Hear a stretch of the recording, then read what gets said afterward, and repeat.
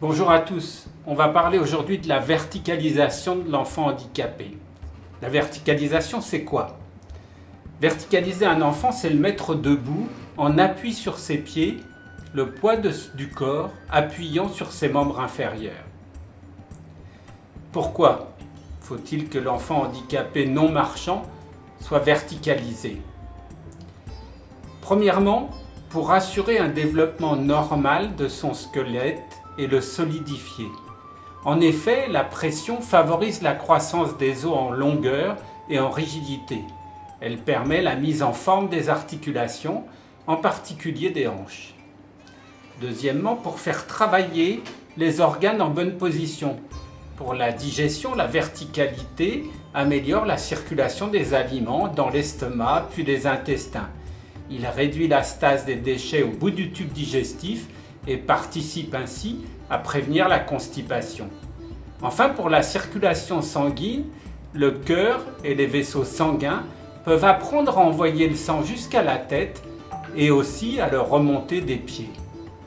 Troisièmement, l'enfant va apprendre à se sentir debout. Quatrièmement, il va s'entraîner à tenir debout seul.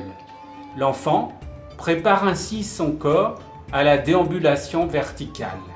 Quand faut-il verticaliser l'enfant? En fait, il faut le faire le plus tôt possible, à l'âge où normalement il commence à marcher, s'il n'est pas capable de le faire. C'est l'âge d'1 an. Le plus souvent possible, on essaiera de le faire 1 heure par jour, c'est bien. Voyons à présent comment verticaliser l'enfant.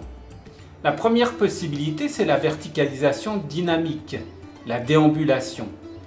Parce que l'enfant est capable de marcher aidé, soutenu par un tiers, soit parce qu'il marche aidé par un déambulateur.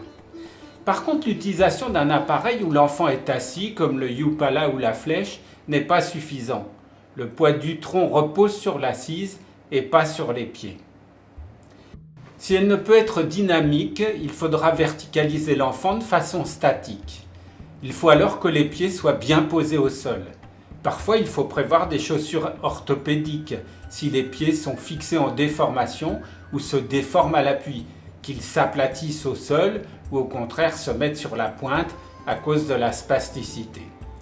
Il faut que les genoux soient tendus, soit de façon volontaire si l'enfant a assez de force, soit grâce à un appareil.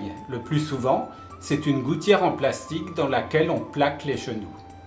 Si besoin, le bassin et le tronc doivent être maintenus latéralement et d'avant en arrière, mais jamais verticalement.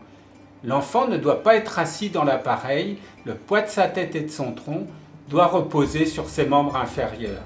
Voilà, notez bien, ce n'est pas parce qu'on utilise un appareil pour maintenir l'enfant en position debout qu'il ne tiendra pas debout un jour.